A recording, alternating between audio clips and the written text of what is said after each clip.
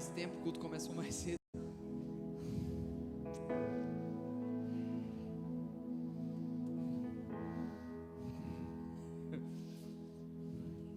Né?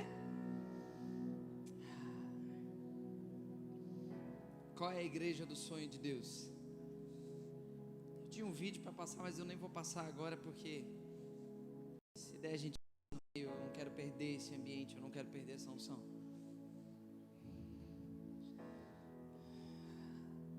Qual é a igreja do sonho de Deus? Hoje o Senhor está nos chamando, meus irmãos, para uma transformação. Preste atenção, né? Porque às vezes a gente está muito atrás do novo e esquece do fundamental. A gente está atrás de tanta coisa, mas esquece do essencial. Nós estamos no meio de uma série falando sobre a igreja do futuro. Só que a igreja do futuro, a igreja que o Senhor quer que sejamos, a igreja do sonho de Deus, nós temos o modelo dela, nós temos a planta dela, e a nossa dificuldade de ser igreja, muitas vezes ela parte do ambiente onde nós... Deus, irmãos, Ele não brinca de esconde-esconde com você. A gente pensa que a nossa vida é uma corrida para buscar, para procurar uma vontade de Deus que está escondida. A vontade de Deus não está escondida, ela está revelada. E toda vez que você passa muito tempo buscando uma vontade de Deus que está escondida, você perde tempo de viver aquilo que já está revelado. E Deus está proporcionando nesses dias um tempo de aceleração, para que você não vive correndo atrás daquilo que você não tem, mas você usufrua e viva a partir daquilo que você já tem. Porque Deus também não pode nos confiar revelações maiores se não vivermos a partir daquilo que já temos.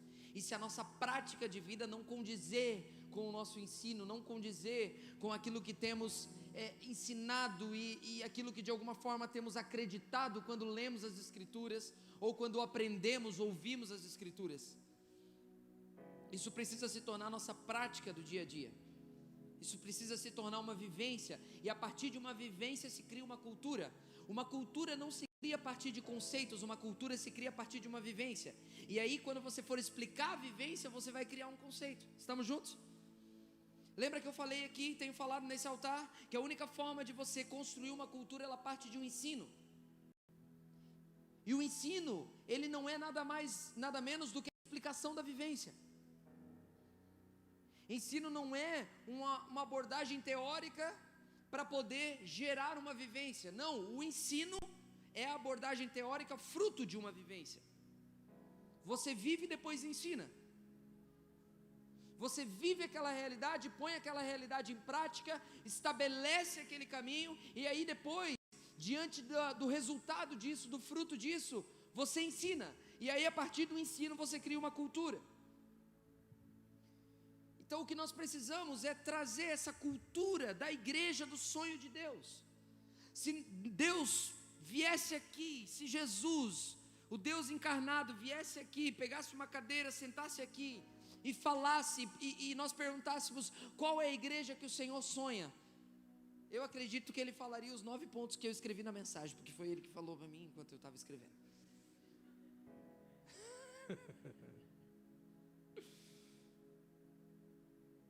Qual é a igreja que Deus sonha? Você sabe o texto, Mateus capítulo 16, versículo 18, quando Jesus dá ele libera essa palavra, não é a pedra, estamos juntos nisso?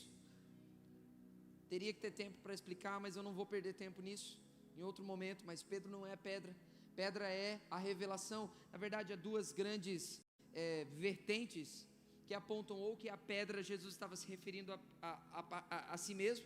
Tu és Pedro, e sobre esta pedra edificarei a minha igreja. Ou tu és Pedro, e sobre esta pedra, falando da revelação que Pedro teve, tu és o Cristo, o Filho do Deus vivo. Ambas fazem sentido e ambas até se complementam, porque sim, Ele é a pedra fundamental. Nós vamos ver isso nos escritos de Paulo. Nós vamos ver Pedro falando que nós somos pedras vivas de uma construção espiritual, na qual Ele é o fundamento. A revelação, tu és o Cristo, o Filho do Deus vivo, ela fundamenta o tipo de igreja que deveríamos ser. E aí Jesus olha para Pedro e diz: sobre esta pedra eu vou edificar a minha igreja, eu vou construir a minha igreja. Então tem uma coisa, irmãos, que Jesus está fazendo há 2000 anos, Há 2000 anos tem uma coisa que você pode ter certeza que Ele está fazendo, que é edificar a sua igreja.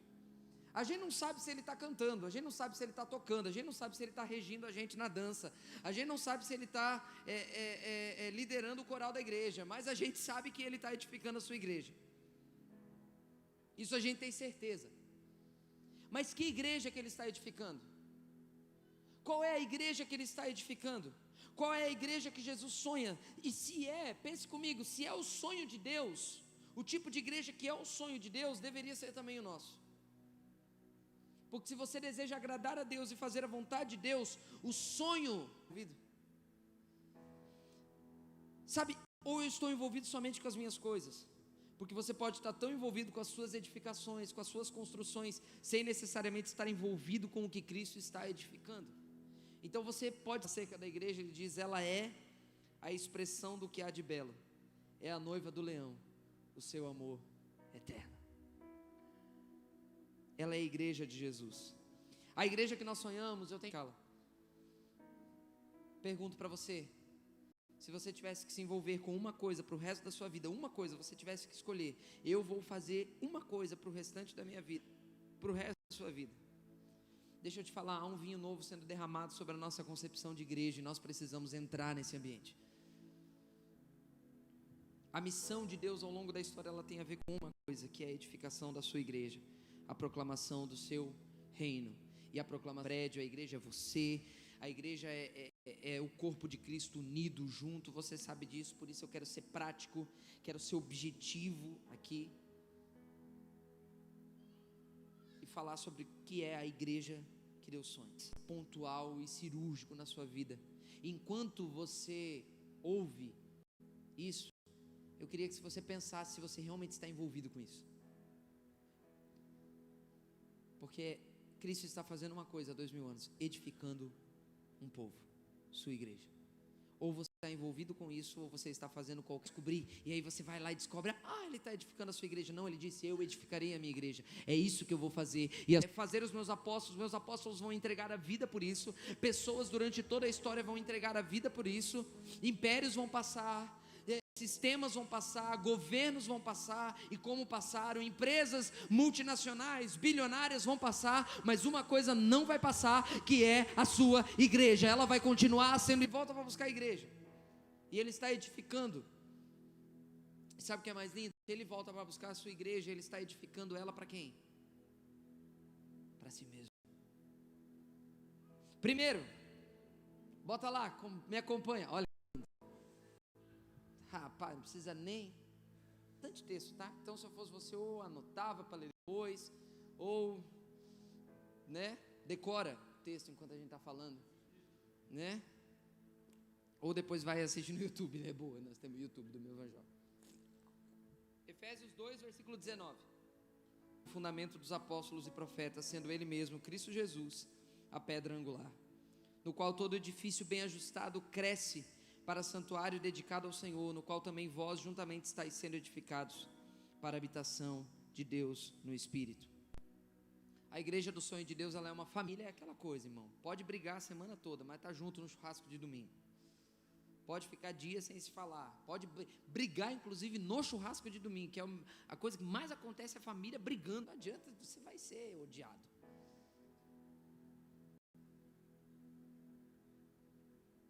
Mas vou defender agora. A igreja é uma família, irmãos. A igreja do sonho de Deus, ela precisa se parecer com família. As pessoas que olham para nós, elas têm, mas daqui a pouco eles estão juntos, e está tudo certo. Mas será que as pessoas estão olhando para nós dizendo, cara, eles parecem uma família, uma grande família, muito unida, e também muito toriçada? Você já fez as conexões?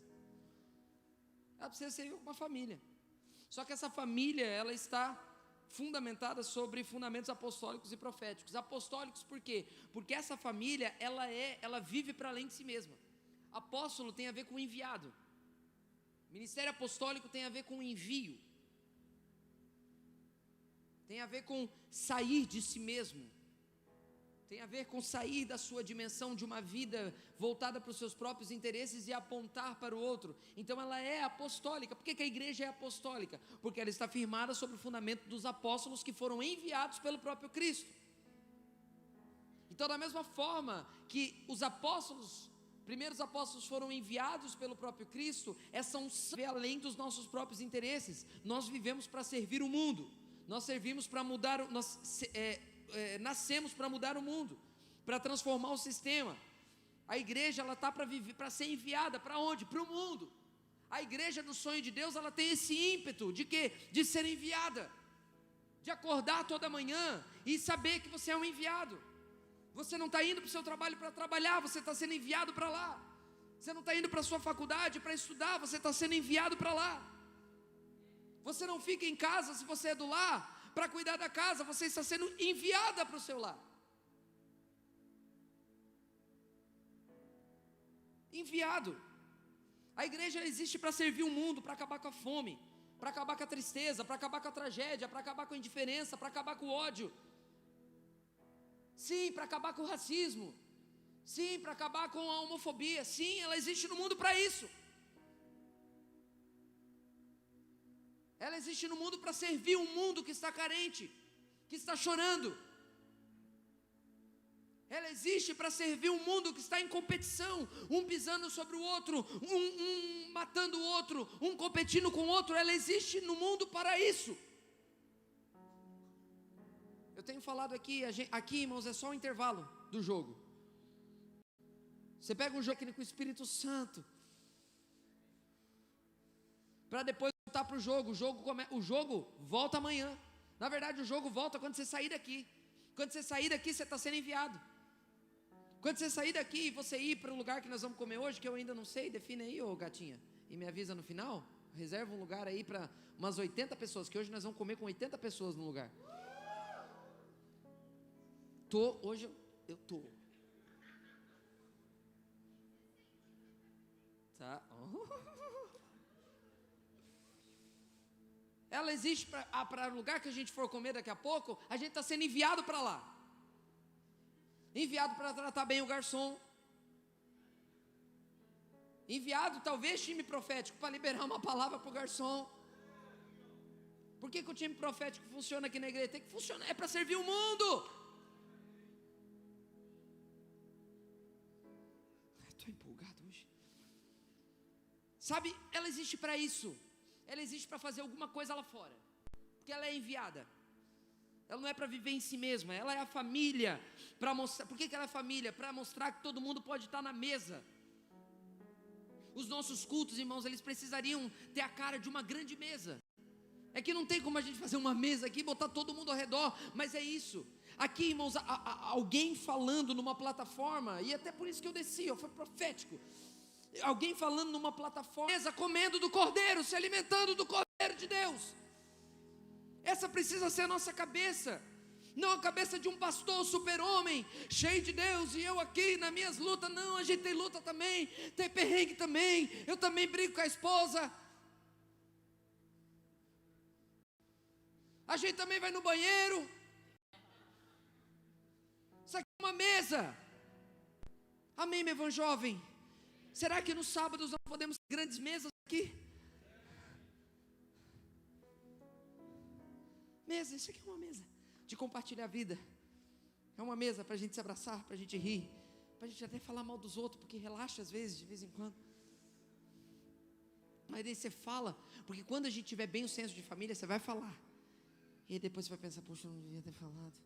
Aí você vai no fulano, me perdoa, porque eu falei mal de você. É família. É família. Isso aqui é uma grande mesa, amém? Eu queria muito, irmãos, deixa eu te falar uma coisa, não deixe que a missão, ou seja, aquilo que nós fazemos, construímos ou edificamos, nos roube da comunhão.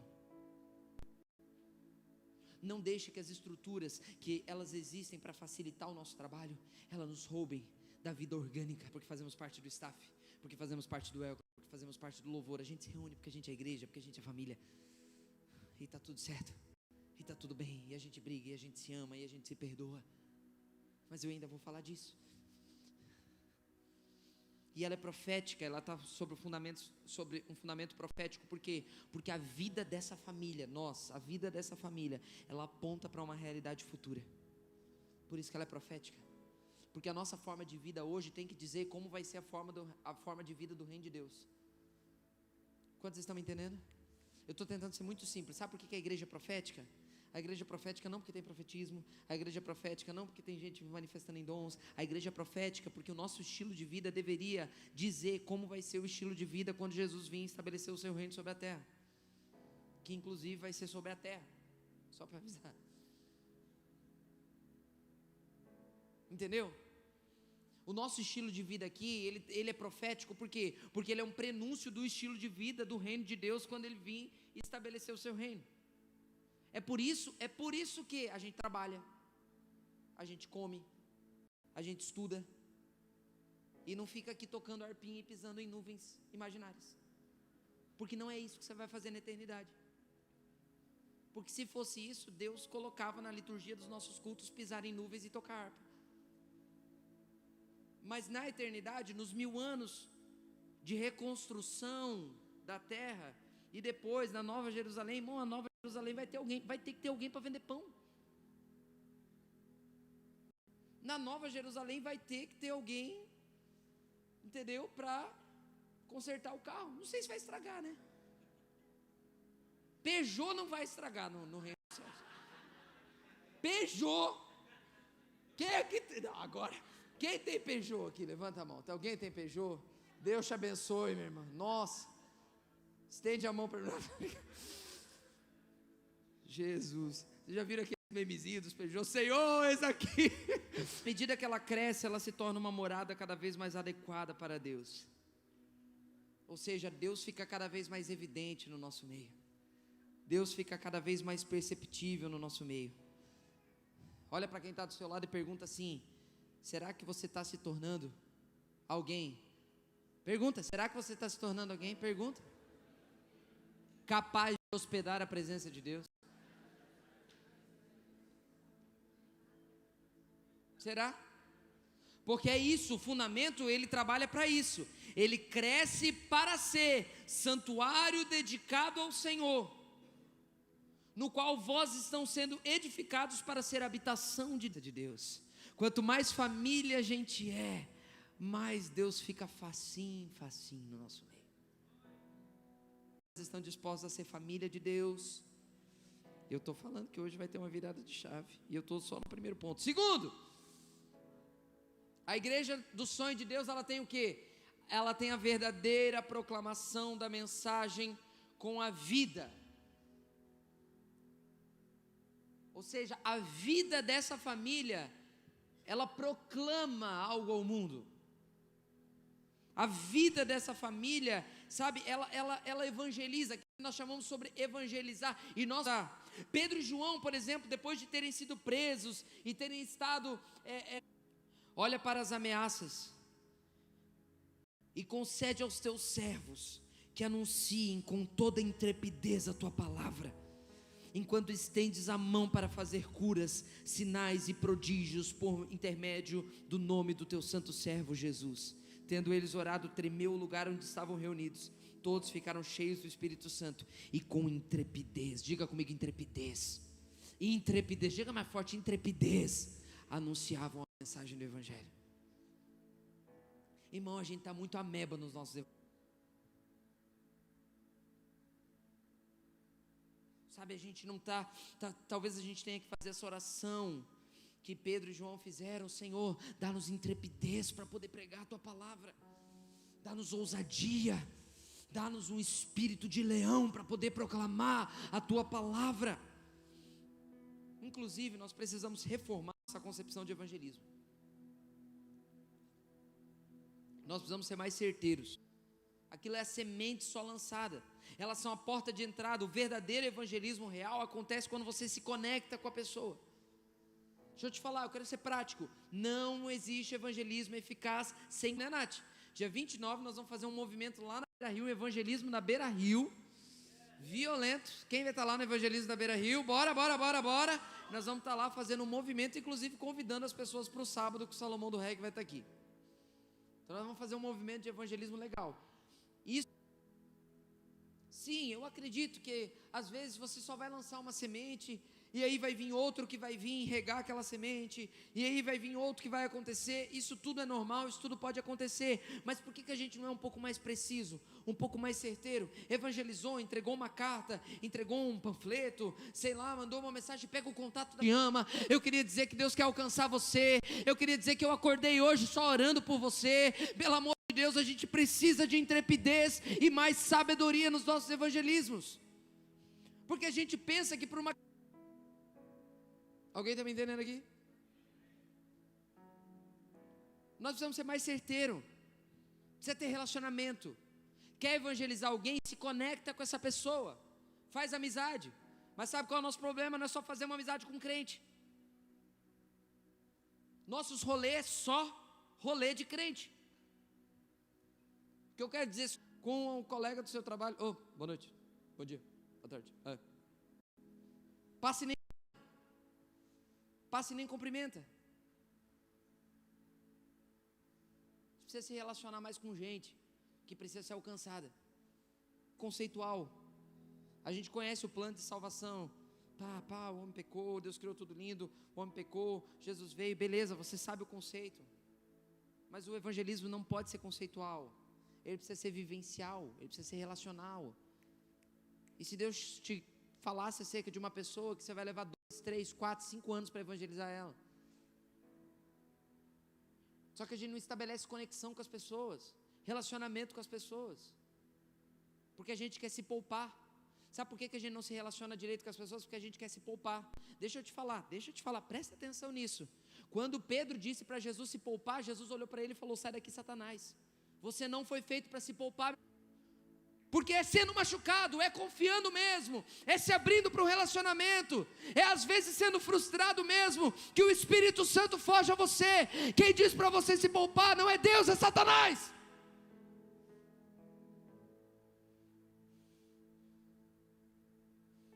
Quando Pedro olha para Jesus: não, o Senhor não vai para a cruz, poupa a tua vida, se protege. Eu vou dar tudo que eu tenho, vou me fazer de louco para alcançar os loucos, vou me fazer de sábio para alcançar os sábios, para que possa alcançar alguém. Quantos estão comigo, irmãos? Sabe, então, evangelismo não pode ser conceitual, mas sim vivencial. Francis Schaeffer vai dizer que o evangelho, o que é o evangelho? É a ação explicada. Não, aí sim você vem com... não só pela compra, mas por quem vai te atender. Meninos, vai apertar a mão, aperta direito. Os caras que vai, cumprimenta direito. Quando alguém estiver falando com você, presta atenção, olha no olho. Detalhes, sim. Toda vivência verdadeira vai exigir uma explicação posterior. Vive, e aí as pessoas vão querer pedir, vão querer entender: ei, por que você vive assim? Por que você me cumprimenta desse jeito? Por que você vem para o trabalho e você lembra de passar na padaria e comprar um doce para mim? Ninguém faz isso. E você trouxe: eu sou filho de Deus, e o meu Jesus faria isso por você.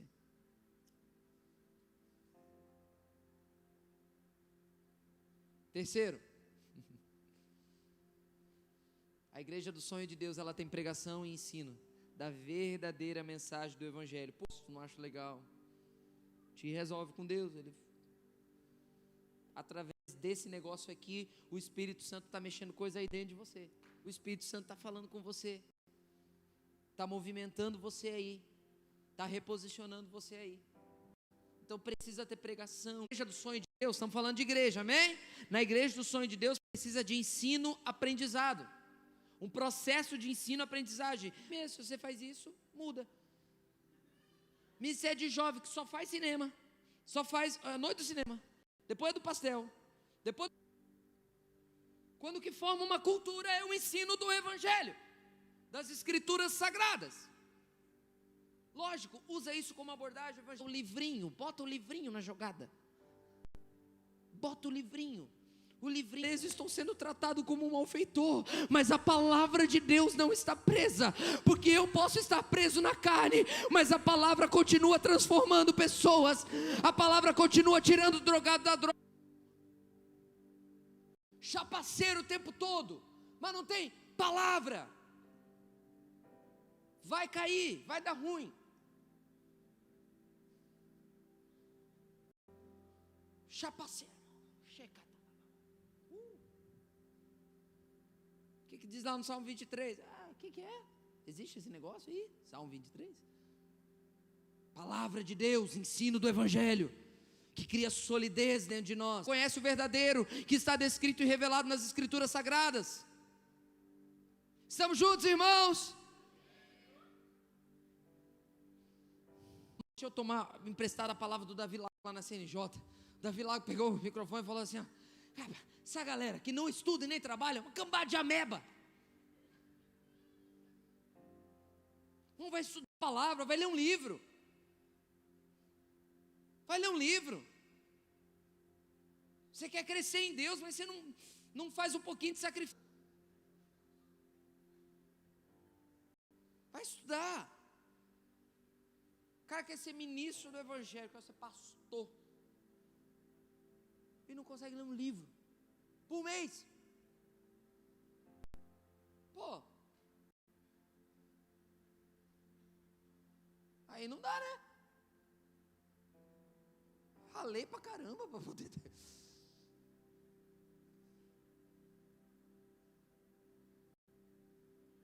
Você precisa. Tá, como é que está a sua vida? Como é que está a sua vida de estudo da palavra, leitura da palavra? É lógico, você não vai ter força, você não vai ter estrutura para dizer não, você precisa dizer não. Irmão, vamos vencer a preguiça espiritual. Igreja do sonho de Deus. Você vai ser a igreja do sonho de Deus. Você vai ser a igreja do sonho de Deus. Se você deixar de ser uma ameba espiritual e for estudar a Bíblia, for orar, for fazer escola, vai fazer IBM. Tem gente, irmão, que senta aqui e não consegue ficar uma hora ouvindo uma pregação, acho que vai crescer em Deus.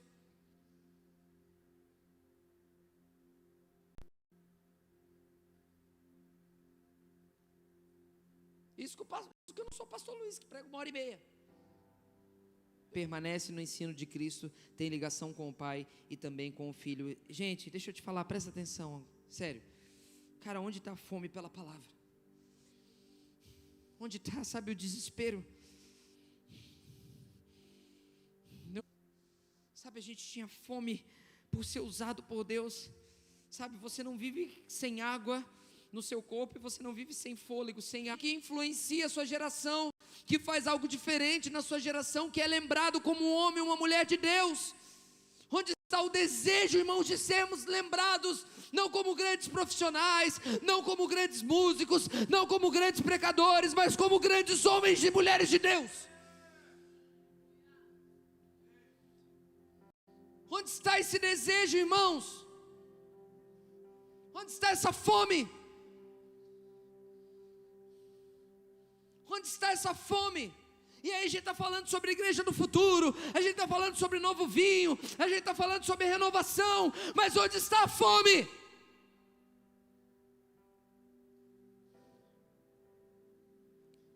É quarto, né?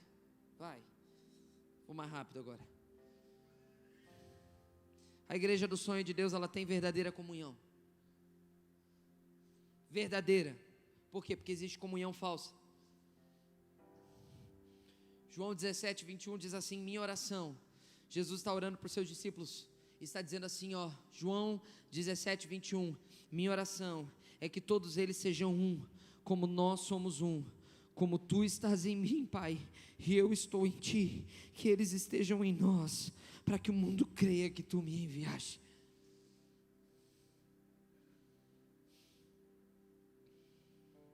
Sabe o que é koinonia verdadeira? A palavra comunhão é koinonia, cara. Entrelaça a sua vida com a igreja.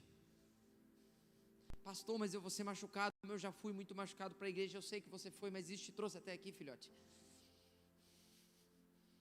Isso te trouxe até aqui. Você está vivo, está aqui. entre trancos e barrancos, está amando a Jesus, buscando a Jesus. Sim, eu sei que muitos de vocês foi ferido na igreja, você foi machucado na igreja, quando você abriu alguma coisa, alguém te expôs e tudo mais, ei. Mas não é porque alguém pega um princípio e usa dele de forma errada ou abusa dele que ele deixa de ser o princípio. Tira a armadura. Você não vai vencer esses seus gigantes com a armadura de Saul, queridão. Tira a armadura de Saul. A única forma de você vencer esse gigante é vulnerável, com 5 pedrinhas na sua mão. A única forma de você vencer esse seu gigante, esse teu trauma, essa tua luta, essa tua traição, essa tua expectativa frustrada, é com 5 pedrinhas na mão. Por que Davi carregou 5 pedrinhas? Sabe por quê? Porque ele sabia que se não desse na primeira, podia dar na segunda. Se não desse na segunda, podia dar na terceira. Se não desse na terceira, podia dar na quarta. Mas ele ia continuar tentando. Ei, fica vulnerável e vem para a comunhão. Você tentou uma vez, deu errado, mas vem para a comunhão. Não acha que porque você jogou uma pedra e não deu certo, você tem que voltar e agora vestir a armadura de Saul. Sabe qual é o problema da armadura de Saul? Você não consegue se movimentar dentro dela. E aí você acha que está forte porque tem uma armadura de rei, mas está fraco porque não se movimenta. Na guerra não é forte quem tem armadura, na guerra é forte quem se movimenta. Alguém está me entendendo aqui? E aí você perde a mobilidade. Quando que a gente precisa é ter mobilidade, é ter flexibilidade, é saber pedir perdão, é saber voltar atrás, é saber a hora de avançar, a hora de recuar, a hora de parar, a hora de correr. Mobilidade. Aí você está botando a armadura de Saul para tentar se proteger. Perde isso, cara. Sai dessa armadura e bota 5 pedrinhas na mão e tenta matar o gigante. Daí você dá na primeira, opa, deu certo.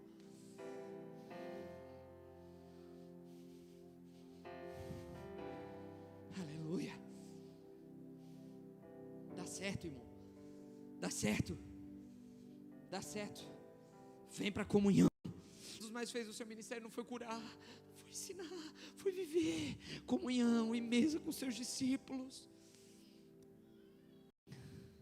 porque ele sabia que aquela vivência com seus discípulos seria o padrão e o fundamento para eles viverem a igreja depois. Atos capítulo 2, o Espírito Santo é derramado, Pedro prega, 3.000 almas se convertem, são batizadas, rapidamente o texto pula para quê? Para a forma como eles viviam. Mas peraí, como é que eles aprenderam a perseverar? Atos 2,42, perseverar na oração, na comunhão, no partir do pão, nas orações. Em cada alma havia temor, sinais, prodígios e maravilhas eram feitos por intermédio dos apóstolos. Eles tinham tudo em comum, ninguém considerava o que possuía. E aí vai, e caindo na graça de todo o povo, o Senhor acrescentava os que iam sendo salvos. Pulou rapidamente do batismo deles para eles. Quem ensinou esse estilo de vida para eles, irmão?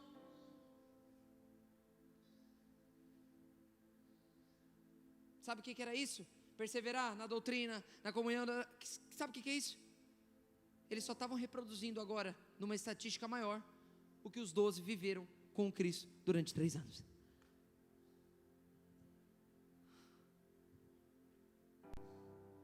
Pronto. Então viver em comunhão é viver como Cristo viveu com seus discípulos. Os olhos dos discípulos de Emaús, irmãos, eles não foram abertos diante da pregação poderosa do próprio. Imagina, irmão, imagina o culto. Imagina o culto. Quem é o pregador da noite? Jesus Cristo. Meu Deus. Jesus. Esse é o pregador da noite. Beleza. Qual é a mensagem? Panorama do Antigo Testamento. Porque a Bíblia diz que no caminho de Emaús, com os discípulos voltando, Jesus aparece para eles não reconhecem quem é. Qual era o tema da mensagem? Ele mesmo. Jesus é o pregador, pregando a Bíblia, o Antigo Testamento, com o tema da mensagem sendo ele. E ainda era pregador pentecostal, porque a Bíblia era penteca. Só que tudo isso não abriu os olhos dos discípulos.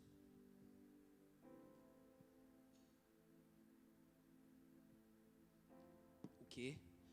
O pregador era ruim, irmão? A mensagem era ruim, irmão? Tinha unção ou não tinha unção? Mas os olhos dele só se abriram na mesa quando ele partiu o pão. E por que quando ele partiu? Porque quando ele partiu, ele estava disposto a dividir. Tem coisas na sua vida tem coisas na sua vida que você só vai enxergar no compartilhar.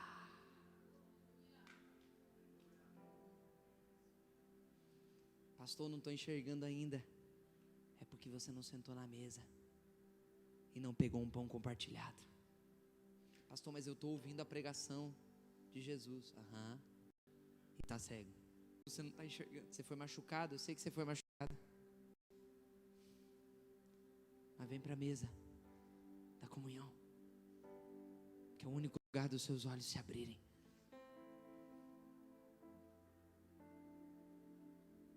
Qual que é o quinto? Bota lá.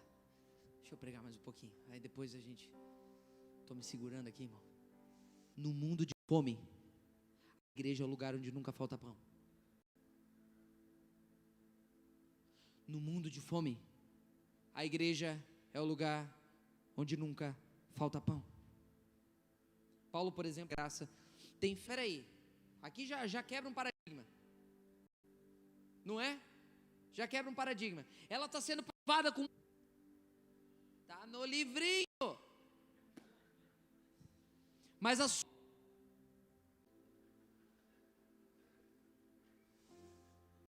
de alegria e extrema pobreza transbordaram em rica gente.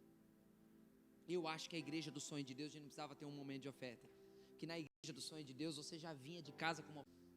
Será que a gente não pode viver o que a igreja de... De verdade, me entenda, me suporte, me perdoe se alguma brincadeira. Eles o fizeram por iniciativa própria. Eles nos suplicaram, olha o que Paulo está dizendo. Eles nos suplicaram repetidamente o privilégio de participar da oferta do povo santo. Eles chegaram para Paulo assim: Paulo, deixa a gente ofertar. Talvez Paulo tinha dito: não, vocês estão passando por aflição, vocês são uma igreja muito... Não, Paulo, deixa a gente ofertar, deixa a gente dar alguma coisa, deixa a gente servir, deixa eu participar, cara. Tem gente que se a gente não fizesse oferta no culto, ficaria alegre, sairia feliz. Ai, que bom que nem teve oferta, não precisei passar pelo constrangimento de ficar de pé e não dá nada.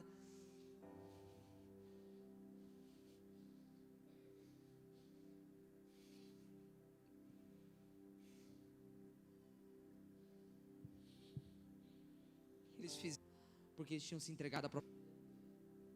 É para sustentar a igreja, sim, é para pagar a luz desse ar-condicionado, é para pagar essa luz, é para pagar essas cadeiras, é para, sim, é para esse pastor que faz visita no hospital.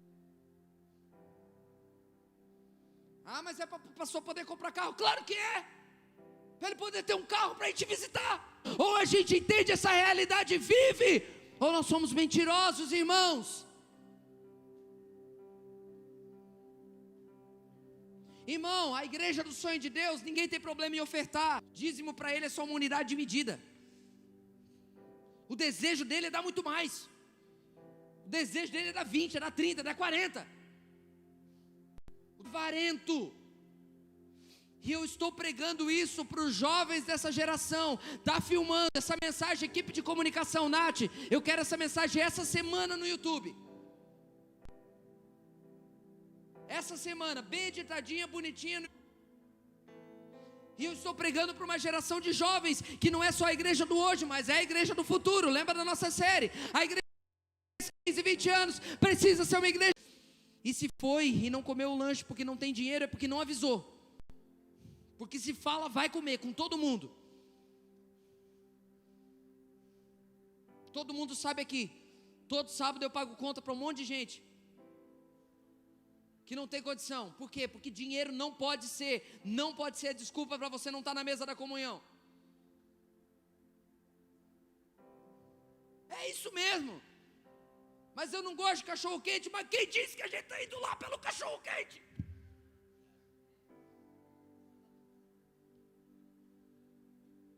Ah, pastor, cachorro quente faz mal. Morre sendo um com seu irmão. Amém, gente? Paulo chama a avareza de idolatria em Efésios 5, versículo 5. Então deixa eu te falar, meu Deus, já 9h40, o tempo passou rápido. Que bom que o culto começou mais cedo. Ei, generosidade, a igreja do futuro, generosidade. Deixa eu te falar, jovem, seja generoso. Você não vai ser próspero se não for generoso. Não tem prosperidade sem um caminho de generosidade, a menos que você faça alguma coisa errada, ilícita. Aí você pode ser avarento e ficar rico. pastor de jovem, não pastor de empresário rico. Ainda. Alguém entendeu? Sim, sou pastor de jovens, vou juntar, jovens empresários ricos aqui, porque Deus vai te dar dinheiro, Deus vai te dar condição, Deus vai te abençoar, Deus vai te honrar, e você vai continuar sendo generoso, e você vai dar bastante dinheiro na nossa mão, para nós continuar pregando o Evangelho. Glória a Deus. Vai ser promovido no seu trabalho. E agora eu estou profetizando, porque eu sei debaixo da unção que eu estou, irmão. Eu sei debaixo da unção que eu estou. Vocês sabem que eu não sou sempre assim, não, eu estou. Mas eu sei debaixo da unção que eu estou. Então deixa eu te falar, que o Senhor abra portas de prosperidade para você, mediante a sua generosidade, em nome de Jesus Cristo. Para a gente poder também praticar justiça social, cuidar do pobre, cuidar do órfão, da viúva. Sabe, se Deus estiver chamando a gente para fazer sacrifício, será que a gente fala, tudo que eu tenho é teu, tudo que eu tenho é teu, menos o meu bolso? Vamos viver o verdadeiro evangelho, irmãos. Vai, agora eu vou bem rápido, dos 6 em diante. Um verdadeiro voluntariado bíblico. Voluntariado bíblico é pedagógico. Ei, toda pessoa que chega na igreja precisava saber tocar um instrumento. A bacia e a toalha. Bacia e toalha é instrumento para todo mundo que chega na igreja. Se você não tem uma bacia e uma toalha, eu vou te dar uma bacia e uma toalha hoje. Em nome de Jesus, receba aí. Entendeu? Porque voluntariado bíblico é pedagógico. Por que a gente tem que servir, pastor? Por que a gente tem que carregar uma caixa? Por que a gente tem... porque isso é pedagógico, isso treina o seu coração. Deixa eu falar, eu vou só ler o que eu escrevi. Eu vou só escrever, ler o que eu escrevi. Irmãos, um voluntariado bíblico... Oh, meu Deus, me ajuda. Emily, vai comigo, fica comigo, Emily. Ei, voluntariado bíblico é a escola de Deus para todo filho que quer crescer. Ei, a maior arrogância de alguém, escuta, a maior arrogância de alguém é alguém que não quer ter o pé lavado. Queria que Jesus lavasse o pé dele. Pedro estava sendo arrogante. Sabe por quê? Porque alguém que não quer ter o pé lavado não vai ter disposição e coração para lavar o do outro. Alguém que não quer ter o pé lavado por Jesus não vai ter coração e disposição para lavar o do outro. Alguém que não serve, a gente sempre aprende isso. Alguém que não serve para servir, não serve para mais nada. Deixa eu te falar uma coisa, escuta isso agora. Agora escuta, eu vou só ler mesmo.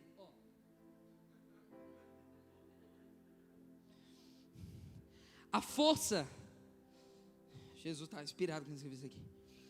A força para carregar uma palavra de vida, uma palavra profética, a força para carregar uma palavra de vida, uma palavra profética, é gerada quando você carrega uma vassoura, um pano, uma caixa, uma cadeira, uma decoração ou qualquer outra coisa. Eu estou sendo bem prático. A força para carregar uma palavra profética, sabe qual é a academia para carregar uma força? Não é a gente lá puxando os ferrinhos lá, não. A força para carregar uma palavra profética, ela vem na força que você leva para carregar uma cadeira quando precisa, uma caixa para ajudar o staff, uma decoração para arrumar, um vaso. Então, queridão, essa é a sua porta de entrada. Quer servir no MJ? Sua porta de entrada se chama staff. Sua porta de entrada se chama staff. Carregar uma caixa, arrumar uma cafeteria. Tem meninos que saem dali meia-noite, 1h da manhã, para poder te servir um café. Então vamos servir. Servir. O voluntariado bíblico é sua escola. É treinamento para você. É a escola do seu caráter. Mas eu sou profeta. Mas eu sou evangelista. Você não é nada se você não consegue carregar uma caixa quando precisa.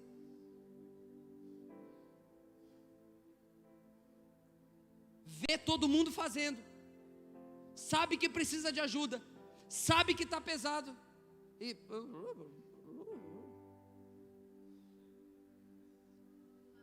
e aí depois reclama que não tem espaço. Não vai ter espaço mesmo, não vai pegar esse microfone mesmo, não vai pegar o instrumento mesmo. Vamos servir, gente. Servir com prazer, com alegria. Carregar uma caixa com alegria. Ajudar com alegria. Nós vivemos isso aqui na nossa conferência. Quanta gente aqui trabalhou adoidado na conferência. Foi bom ou não foi? Está arrependido? Te matou?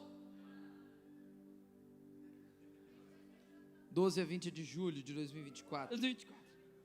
Ei, alguém que não está disposto a carregar uma cadeira, uma caixa, uma decoração, uma vassoura, um pano, não tem força para carregar uma palavra de vida para uma geração. Pronto, falei. Próximo.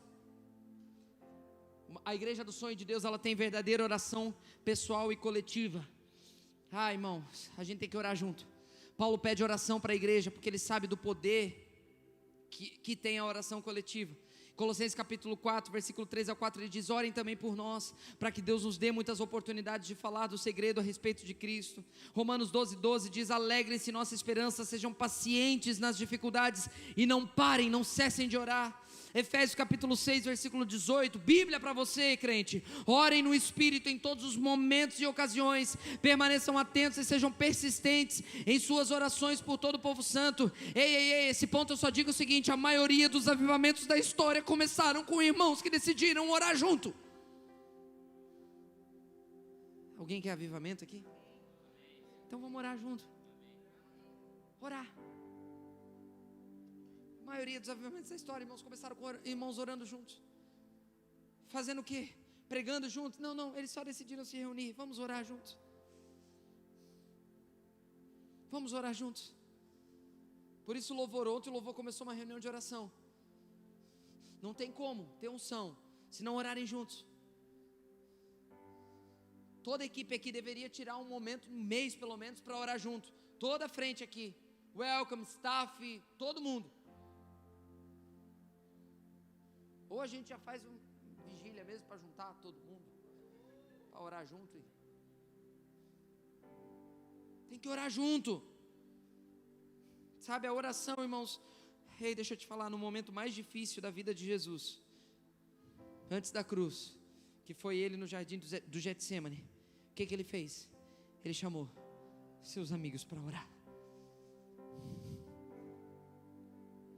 Eu queria ter mais amigos de oração, irmãos. Eu queria ter mais gente que chegasse: pastor, quero orar contigo. Pastor, onde é que você vai orar? Quando é que você está orando? Pastor, vamos orar junto. Eu queria ter mais gente que não me convida só para comer, mas me convida para orar. Pode me convidar para comer também, eu gosto. A gente fica bem feliz, principalmente domingo, meio-dia. Amanhã já tem almoço garantido. Mas para a gente orar junto. Só vamos tirar uma horinha de oração junto. O Felipe faz até café para nós orar. Vamos orar junto. Vai lá, estou acabando.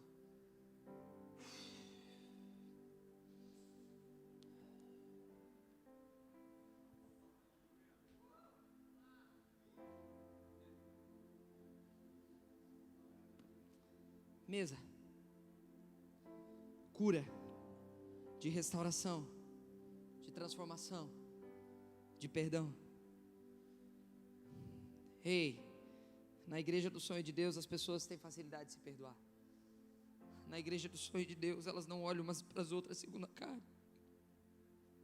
As mesas são reais, nossos relacionamentos são reais, são verdadeiros. E a gente pode ter diferença e ter coisa um contra o outro, mas a gente fala. A gente resolve os nossos BOs aonde? Criando grupinhos paralelos para poder falar mal? Não, a gente resolve na mesa.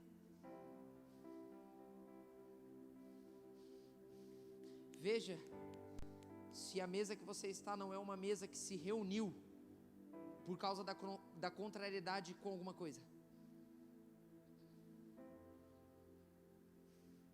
Por que eu estou botando verdadeiro em tudo? Porque tem falsas. Tem falsas mesas. Sabe o que é a falsa mesa? É aquela que você se reúne porque você é contra fulano, então você encontra outro que é contra, você discorda de algo e você encontra outro que discorda, outro que discorda, outro que discorda e se junta nós temos comunhão. Vai para o inferno com essa comunhão, não é de Deus. As nossas mesas precisam ser reais, verdadeiras, de cura, de perdão, de transformação. Sabe, Paulo condena as divisões da igreja, irmãos. Paulo condena as divisões. Paulo, sabe, aos Coríntios capítulo 3, ele fala: eu queria ter falado a vocês como espirituais, mas eu não consegui. 1 Coríntios 3, depois você lê: eu queria ter falado a vocês como espirituais, mas eu não consegui. Sabe por quê? Porque vocês estão aí uns dizendo: eu sou de Paulo, eu sou de Apolo, eu sou de...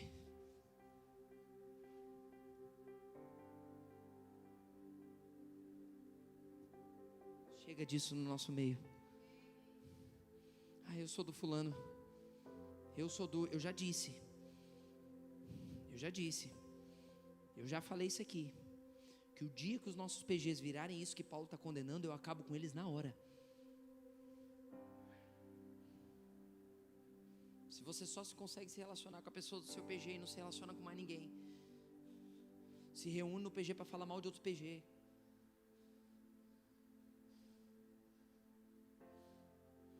que o temor do Espírito venha sobre nós, irmãos.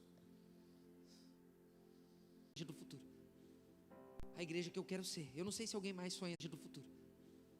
A igreja que eu quero ser. Eu não sei se alguém mais sonha ser essa igreja. Eu não sei, sério, de verdade. Eu não sei se você está ouvindo isso, você está falando: nossa, que mensagem engraçada, esse pastor parece o Cláudio Duarte. Não.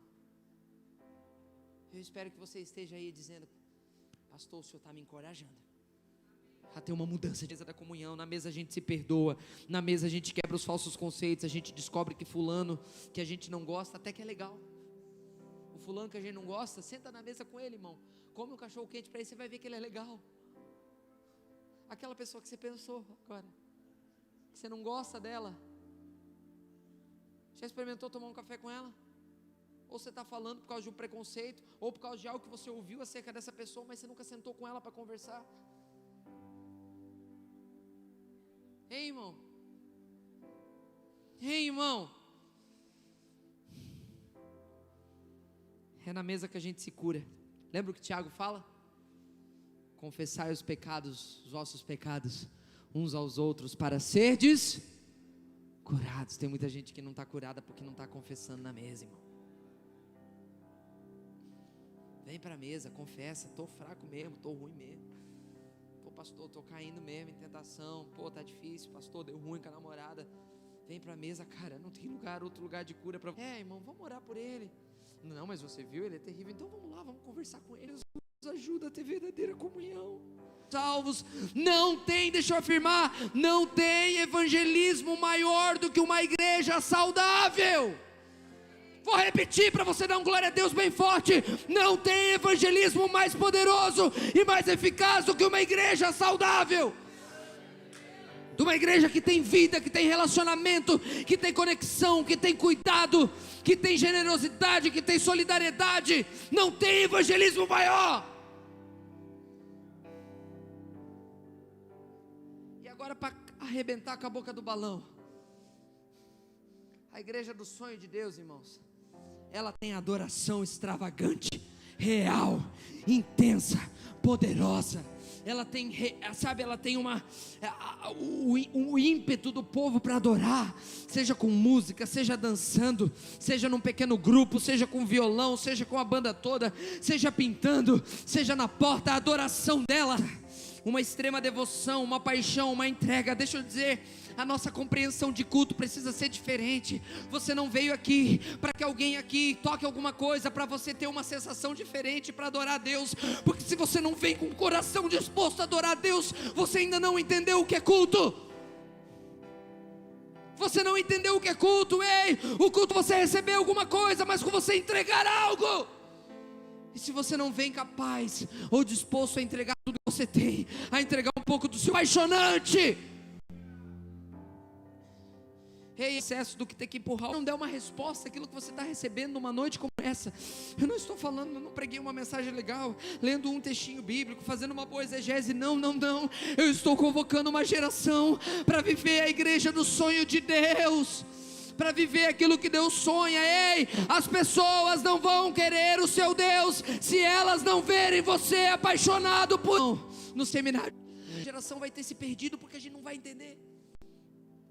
Aquelas meninas aqui vão dando a vida, suando. Tem umas que estão até aqui agora. Tem umas que dançaram o dia todo e estão aqui 10 horas da noite, que é o horário que eu queria acabar o culto, mas não vou acabar. Sabe, Deus está trazendo... Ei, ministros de louvor. Quem é ministro de louvor aqui? Ministro de louvor, ministro de louvor. Porque eu sou, com louvor eu sou chato. Vocês veem que de vez em quando eu olho com umas caras feias para eles, vocês não veem isso? Vocês veem, vocês sabem. Mas irmão, por quê? Porque nós estamos entrando num lugar, e aí nós precisamos ter responsabilidade com a unção. Nós precisamos ter responsabilidade com a unção. Então nós precisamos entender o ambiente que nós estamos.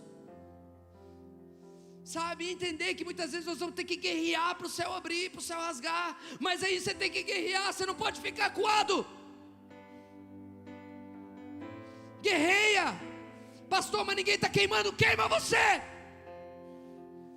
Que uma pessoa queimando, daqui a pouco ela bota fogo em outro, e bota fogo em outro, e daqui a pouco está todo mundo queimando. Ei, igreja do Brasil, juventude brasileira, entenda o ambiente de adoração que Deus está nos chamando para entrar.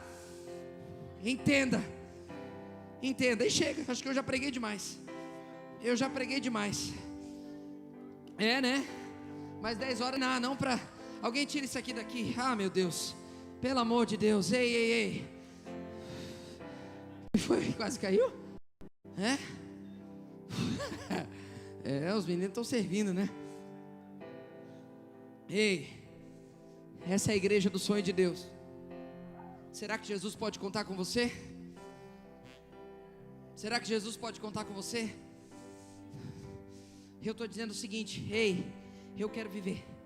Essa igreja aqui é a que eu estou trabalhando para viver. E é que eu vou trabalhar, e é que eu vou ensinar nesse altar, enquanto eu tiver a oportunidade de estar nesse altar. É para essa igreja que eu vou trabalhar, é para esse povo, é para viver tudo aquilo. Volta lá. É para viver tudo isso aí, é para isso aqui ser uma verdade, não ser um conceito. É para isso aqui ser uma vivência, não ser um conceito. Mas pelo amor de Deus, a gente precisa entender a responsabilidade que nós temos para a igreja do futuro. Você não está nesse banco aí por acaso. Você não está nesse banco aí para assistir um culto legal. Não. Deus está chamando a gente, cara. Deus está chamando a gente para construir essa igreja, porque é essa que Ele está edificando, e a gente vai abraçar Ele nessa edificação. Eu sei que em muitos pontos aqui a gente está em falta. Talvez em todos a gente está muito em falta. Mas hoje eu quero chamar você para um posicionamento profético para a igreja do futuro. No posicionamento profético. Se é com você que eu estou falando, já sabe. Não precisa fazer, não precisa falar nada. Você sabe o que tem que fazer. Tem um altar aqui. Você pode se ajoelhar, deitar, clamar, fazer o que você quiser. Mas por favor, talvez é o dia de você se entregar. Sai do seu lugar.